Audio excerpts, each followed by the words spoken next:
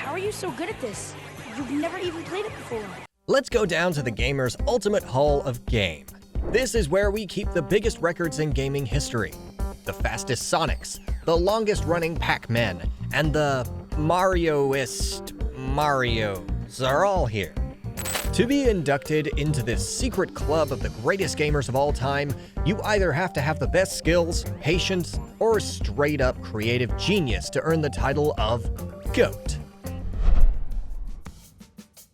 Dark Souls has a rep for being one of the hardest games out there. I mean, it and Demon's Souls were literally so addictively frustrating that they spawned a whole genre that's inspired everything from Neo to Star Wars Jedi Fallen Order. The franchise and the games it has inspired are complex trials of timing, deflection, and aggression. It is definitely the one that will most likely make you want to destroy your controller. But what if you didn't use a normal controller at all? Canadian gamer Benjamin Gwynn, otherwise known as Bearsley, won a Guinness World Record for beating Dark Souls with the most alternative controllers. He beat the game using a Guitar Hero guitar, Donkey Kong bongos, a DDR mat, and 6 others. If that doesn't make you a From Software master, nothing does. You deserve to be a Soulsborne champion right beside Super Louis 64, who famously beat Dark Souls 3 using banana controllers. Meanwhile, I'll try again to make it past the Great Grey Wolf Sith using a regular controller and not an old Rock Band set of drums. Super Mario Bros. Is kind of a staple for speedrunners. There are all kinds of videos on YouTube depicting incredible leaps through Mushroom Kingdom at impossibly high speeds. Often that impossibly is because the speedrun is completely doctored, leaving the Sherlock Holmes gamers of the internet to reveal them as the criminals they are. Tell Sassy I wanted to know it was me. Those times when you do see a genuine speedrun, it is a special thing. The current record holder is the gamer Miniland, who holds the title at 4 minutes, 55 seconds, and 230 milliseconds. That's right, we had to go all the way down to milliseconds because the competition for this is so fierce that the top 13 players are all within a second of each other. You know when watching an Olympic sprint when you see a gold medalist beat their opponent by a photo finish? This is that level in the gaming world. Hopefully no one gets Usain Bolt really into Super Mario Bros. That guy is unbeatable in the real world, imagine how he'd tear up Mushroom Kingdom. Fortnite is one of the most competitive battlegrounds right now. I mean, there are parents who are literally paying tutors to teach their kids how to get better. You can see why, too. I mean, this isn't just a competition about pride, but one that can net you a fortune. Big streamers make thousands every day, so it's no wonder that so many gamers out there are trying to get their skills to a professional level. That's not a very achievable goal, though, because some of these gamers have an insane level of talent that's just unachievable for us mere mortals. Gamers like 296 Streak Easy have just insane kill streaks. I mean, 296 Streak Easy does kind of give away exactly how many kill streaks this dude has. Then there's someone like Ranger who has 118 single match kills.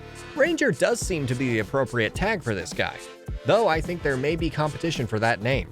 High Distortion boasts a snipe range of 267 meters. On second thought, maybe he should be Ranger. So if you venture out into the Battle Royale looking for fame and fortune, you best come with the skills to back it up. Pac-Man is one of the first big competitive games. It may have had an addictively simple premise, a blinking yellow dot that runs from and then chases ghosts through a maze, but it was enough to become a full-blown sensation.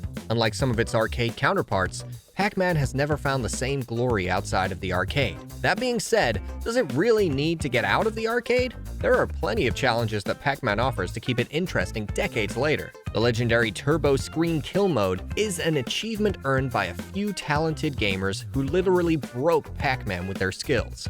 If you're good enough to reach level 256 in the OG Pac-Man, you will literally overload the game. Half of the screen will turn to a jumbled mess as it was never intended to quite make it that far. Legendary Pac-Man gamers like the famous David Race have hit scores in the range of 3,333,000. I mean, all of us have beaten a game, but have you ever beaten a game so badly that it busted? That's the ultimate you should see the other guy gaming experience. When it comes to fighting games, few are as accessible, addictive, and competitive as Super Smash Bros. Like Street Fighter, Tekken, or Soul Calibur, Smash has become a legitimate sport. It's basically like the gaming equivalent of UFC at this point. Except instead of tough guys with missing teeth, you've got Kirby, Mario, and 10,000 sword fighters. One of the greatest legends in this sport is a guy named MK Leo. His main was Persona 5's Joker, and he is considered to be one of the best of the best. 2020's challenges saw a change in MK Leo. For one, he played a lot more Byleth. He didn't end up competing in as many tournaments due to the pandemic, but he still proved himself to be worthy of the legend. You know of fighters like Mike Tyson, Muhammad Ali, and Georges St. Pierre, but few know of the legend of MK Leo. I mean, not until they start making inspirational biopics about esports. There are a lot of extreme sports out there. Scuba diving, mountain boarding, and parasailing are some of the most popular extreme sports out there. But few ever talk about an extreme sport you can only play in Hyrule. I guess if you're playing with a controller instead of jumping off mountains or exploring the deepest corners of the ocean, is not extreme enough. The original Legend of Zelda is one of the greatest games ever crafted. Shigeru Miyamoto's classic fantasy recreation of his trips through the Japanese country has inspired dozens of other games and is one of the most respected gaming franchises. That being said, there are still plenty of gamers revisiting the original to push the original Hyrule for all that it's worth. The Legend of Zelda Extreme Challenge truly lives up to its name. The rules for this challenge include having no sword, shield, ring, boomerang, or extra heart containers, along with a few other items. As far as the rest of the game goes, you pretty much have to beat every boss and collect every non-banned item without taking out a single overworld enemy. The gamer Lack Attack managed to speedrun this challenge in less than an hour and a half. If you want to brave Hyrule extreme sports, that's the time to beat. Few games are as intensely competitive as the Call of Duty franchise. If you aren't an expert player, don't expect to last more than a few seconds online. Chances are you'll be taken out before you even see the guy who got you. It's basically like being trapped alone with a group of John Wicks who have torn through hundreds of enemies before you and will tear through hundreds more. So how do you get that good? Well, for one Guinness World Record holder, you have to play until you drop of sheer exhaustion. Australia's Okan Kaya marathon Black Ops 2 for a shocking 135 hours, 15 minutes, and 10 seconds. That's a full 5 days of COD. If you aren't at a John Wick level before you start playing for 5 full days, you'll certainly be John Wick once you're done.